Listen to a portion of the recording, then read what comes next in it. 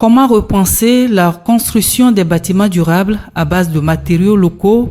La réflexion est poussée entre acteurs du secteur autour du thème national matériaux locaux et innovation technologique au service de la résilience. L'utilisation des matériaux locaux a l'avantage de réduire l'empreinte carbone. Quand vous avez une construction en terre, eh bien, la température est stable parce que les matériaux locaux ont un très bon coefficient de conductibilité ou de conductivité thermique.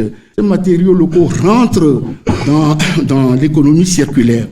Vous avez utilisé la pierre sur 100, 500, même des siècles, vous allez pouvoir réutiliser encore cette pierre. Et c'est pareil pour la terre crue et la latérite.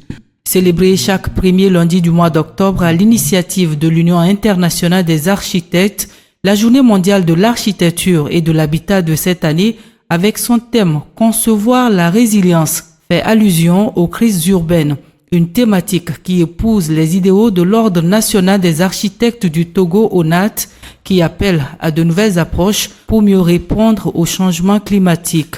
Quand on parle de matériaux locaux, ça veut dire que ce sont des matériaux qui ont fait leur temps avec nos parents. Et ces matériaux aujourd'hui sont un peu en déperdition. Comment nous les remettons en valeur pour profiter des caractéristiques mécaniques et physiques de ces matériaux-là, pour améliorer notre vécu. Aujourd'hui, quand nous parlons de résilience avec les inondations, avec les transformations, avec la chaleur, avec le soleil, il faut repartir sur quelque chose qui puisse nous apporter un mieux vivre. Au Togo, la Journée mondiale de l'architecture et de l'habitat 2025 est célébrée avec la 5e édition de l'ONAT à la rencontre du Togo.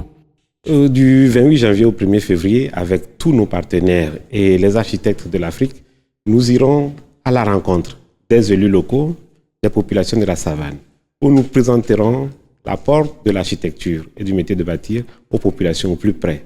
Nous allons recueillir leurs observations, leurs attentes, et nous allons formuler avec elles des méthodes pour que le travail que nous devons faire ensemble soit efficient. Et nous avons des conférences de presse, nous avons des consultations foraines, et nous avons également la prestation de serment. Et nous clôturerons les journées par une activité d'utilité publique dans la zone faite de nos mains d'architectes. Après Kara, Atakwame, Sokodé et Thiévier, cette édition de l'ONAT à la rencontre du Togo est un moyen de plus pour rappeler l'importance du recours aux professionnels pour garantir un développement urbain sécurisé et durable.